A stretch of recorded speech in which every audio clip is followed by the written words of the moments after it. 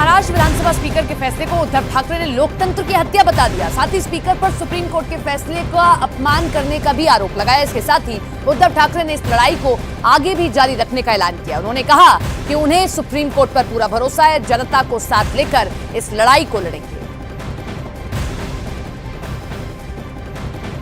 तो उद्धव ठाकरे को जाहिर तौर पर क्योंकि झटका लगा है तो उनकी नाराजगी जाहिर है और अब उनके पास में सुप्रीम कोर्ट का रास्ता बचता है। तो वो ये कह रहे हैं कि जो किया गया स्पीकर की ओर से वो निश्चित तौर पर गलत है और अब हम जो है सर्वोच्च अदालत के पास जाएंगे और इस पूरे मामले को लेकर जाएंगे। तो उद्धव गुट ने यह साफ कर दिया है कि वो सुप्रीम कोर्ट का रुख करने जा रहे हैं। विधानसभा स्पीकर के फैसले के बाद उद्धव गुट ने यह साफ कर दिया है कि वो अब इस पूरे मामले में कानूनी लड़ाई लड़ेंगे, क्योंकि ठाकरे परिवार के पास यही विकल्प बचा है। इससे पहले चुनाव आयोग भी शिंदे गुट के पक्ष में ही फैसला उन्होंने सुनाया था। ऐसे में उद्धव ठाकरे गुट की शिवसेना विधानसभा अध्यक्ष के फैसले के खिलाफ हाई कोर्ट या सुप्रीम कोर्ट का वो रुख कर सकती है। विकल्प उनके पास बचा हुआ है, लेकिन इसके लिए उद्धव गुट को 30 दिन के अंदर विधानसभा अध्यक्ष के फैसले को कोर्ट में चुनौती देनी होगी। और अगर कोर्ट इस विधानसभा अध्यक्ष के इस फैसले पर रोक लगाता है तो उद्धव गुट को थोड़ी राहत यहाँ पर मिल सकती है। इसके अलावा आपको यह भी बता दें कि उद्धव ठाकरे के पास ग्रास रूट लेवल पर कार्यकर्ताओं को एक बार फिर से साथ जोड़कर पार्टी को मजबूत करने का भी विकल्प बचा है। तो आपको बता दें कि महाराष्ट्र में विधायकों की अयोग्यता पर स्पीकर राहुल नार्वेकर के फैसले के बाद राजनीतिक बयानबाजी चरम पर है। कांग्रेस और एनसीपी शरद पवार गुट ने इस फैसले को असंवैधानिक और बीजेपी की साजिश बताया है। तो वही केंद्रीय मंत्री रामदास अठावले ने स्पीकर के फैसले का समर्थन किया है।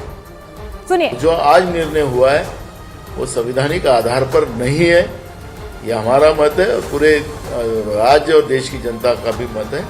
और ये सोची समझी चाल है और ये बीजेपी को इसके परिणाम महाराष्ट्र में और देश में भुगतना पड़ेगा। एक तो मैं बिल्कुल ही सरप्राइज नहीं हूँ।